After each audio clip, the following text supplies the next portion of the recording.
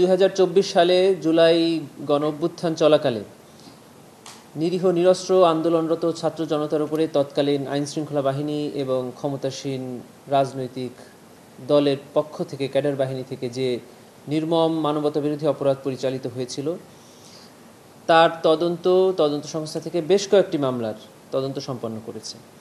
তদন্ত প্রতিবেদনের উপরে ভিত্তি করে প্রসিকিউশনের পক্ষ থেকে 4টি মামলার ফরমাল চার্জ প্রস্তুত করে 2টি ট্রাইব্যুনালে দাখিল করা হয়েছে। একটি ট্রাইব্যুনালে সাবেক প্রধানমন্ত্রী শেখ হাসিনা, সাবেক স্বরাষ্ট্রমন্ত্রী আসাদুজ্জামান খান কামাল এবং সাবেক আইজিপি চৌধুরী আবদুল্লাহ আল মামুনের বিরুদ্ধে চার্জ গঠনের জন্য আগামী 10 জুলাই 2024 তারিখ অর্থাৎ আগামীকালকে ডেট ফিক্সড আছে।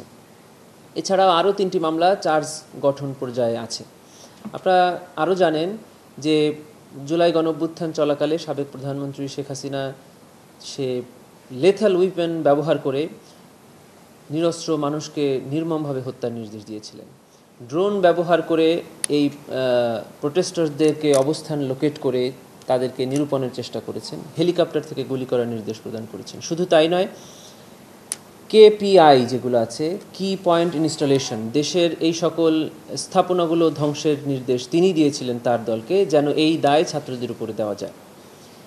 টেলিফোন কনভারসেশনের এই অডিও রেকর্ড তদন্ত সংস্থার হাতে এসেছে। তদন্ত সংস্থা যথাযথ কর্তৃপক্ষের নিকট থেকে তার ভেরিফিকেশন করে দেখেছেন যে এটা জেনুইন, এটি আসামি শেখ হাসিনার ভয়েস। আমরা সেটিকে বিচারের জন্য ট্রাইব্যুনালে উপস্থাপন করেছি। চার্জ গঠন যদি ট্রাইব্যুনাল করে থাকেন তাহলে এটিকে আমরা সাক্ষ্য হিসাবে এক্সিবিট করার জন্য ট্রাইব্যুনালের কাছে প্রার্থনা করব at the time of trial.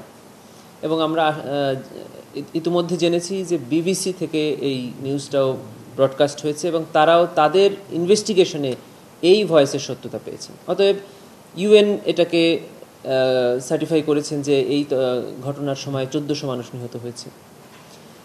UN সহ ইন্টারন্যাশনাল অনেক অর্গানাইজেশন এই ঘটনার স্বীকার করেছেন।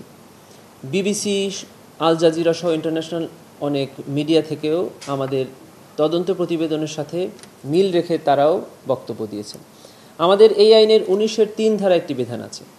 সেটি হলো এই ধরনের আন্তর্জাতিক সংস্থা অথবা যে কোনো এনজিও অথবা সরকারি কোনো সংস্থা থেকে যদি এই ধরনের রিপোর্ট প্রকাশিত হয় তাহলে ট্রাইব্যুনাল কোনো প্রমাণ ছাড়াই তাদের জুডিশিয়াল নোটিশ এবং কমন নলেজে এই ধরনের ঘটনার কে সাক্ষ্য হিসাবে গ্রহণ করতে পারে।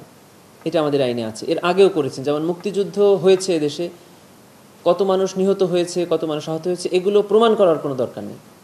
আমরা এই ট্রাইব্যুনালে কিন্তু ফরমাল চার্জে এই আবেদন করেছি যে 24 সালে জুলাই গণঅভ্যুত্থান সংঘটিত হয়েছে, এটা প্রমাণ করার দরকার নেই। এটা জুডিশিয়াল নোটিস, এটা কমন নলেজ, এটা সবাই জানে। এবং যেসব ঘটনা ন্যাশনালি এবং ইন্টারন্যাশনালি আনডিসপিউটেড সেগুলা আমাদের প্রমাণ করার দরকার হয় না। তারপরেও তার সকল প্রমাণ আমরা ট্রাইব্যুনালে দাখিল করেছি। যদি চার্জ ফ্রেম হয় আমরা সেটা সাক্ষ্যের মাধ্যমে ট্রাইব্যুনালে উপস্থাপন করব।